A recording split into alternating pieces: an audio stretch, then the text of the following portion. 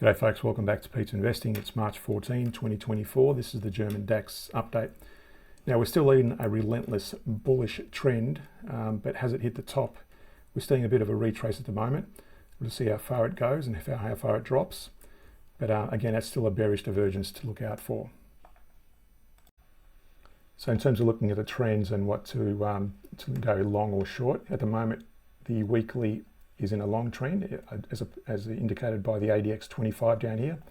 It's also long on the daily, and it's just broken down to a short positioning on the hourly. So be careful about buying into it at the moment. This could be the start of a drop of the German DAX. But looking at the weekly first off, you can see the CCI 150, which is also a trend indicator. If it breaks above this band of moving averages, that's a bullish trend. You can see there that'll be when you stop trade. You don't trade when it's within that band. You trade long when it's above the band and short with it when it's below the band. And again, when I'm saying trading, you trade on smaller time frames like the hourly, but you have to make sure the weekly and the daily, the higher time frames, are aligned. So at the moment, the weekly is in a bullish trend, as shown by the ADX and the CCI 150, but also notice the daily CCI 150 is just in a fresh breakout on a bullish trend at the moment as well. Although it looks like it's pulling back, you can see that also by the hourly, but it's pulling back into this band, so be careful about going long. It's also hit this resistance up here at 18,017, and we've also got a few divergence to talk about. So back here, let me just blow each of these up. You can see we had initially a bearish divergence on the first CCI range between that peak and that peak back there, and that coincided with the price range getting with the higher highs up until that peak, and that's where the price fell off and hit our target area. The second peak currently in play is still a bearish divergence. So long as that point there remains lower than that point and the price is still higher, which it is, and that's called a divergence, that's still a bearish divergence. So this hasn't really started coming back yet on the weekly, but we might see some action starting on the daily, and we're seeing it already on the hourly. On the daily charts, you can see there likewise there's another divergence there. These are independent from each other in different time frames.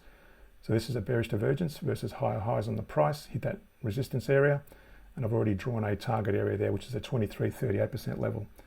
And just to know how to draw that, assuming that starts pulling back from that high, we draw a Fibonacci range between that recent low to that high, and that's between a 23 and a 38% level. So should the price fall and break below this trend line that I've drawn, that'll be our entry point, and that'll be our target area on the daily.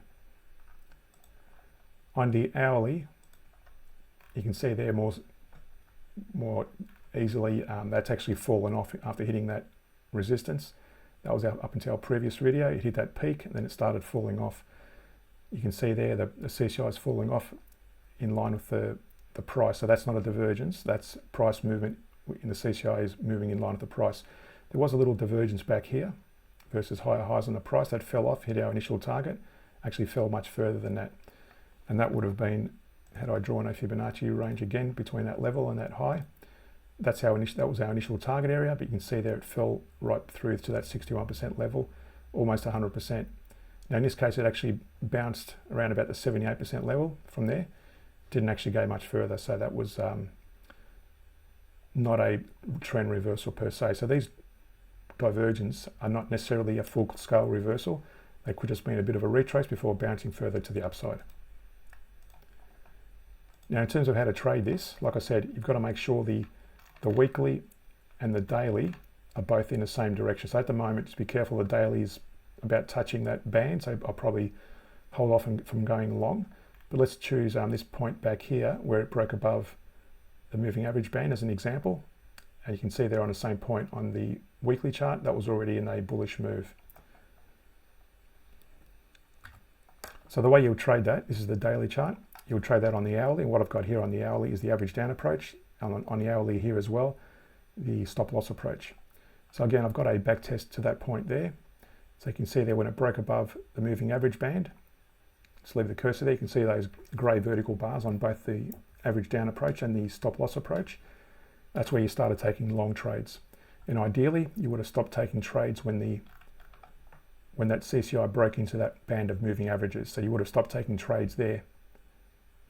And you can see there on both of those 1 hour charts The average down approach, the green chart, generated $982, and the stop loss approach generated $441.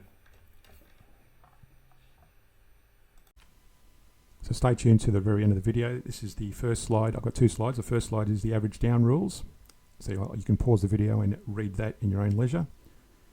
And the second slide shows the stop loss rules. Again, pause the video at your own leisure. Thanks for watching. Hit that like and subscribe button. Hit that notification bell, and we'll see you in a future video.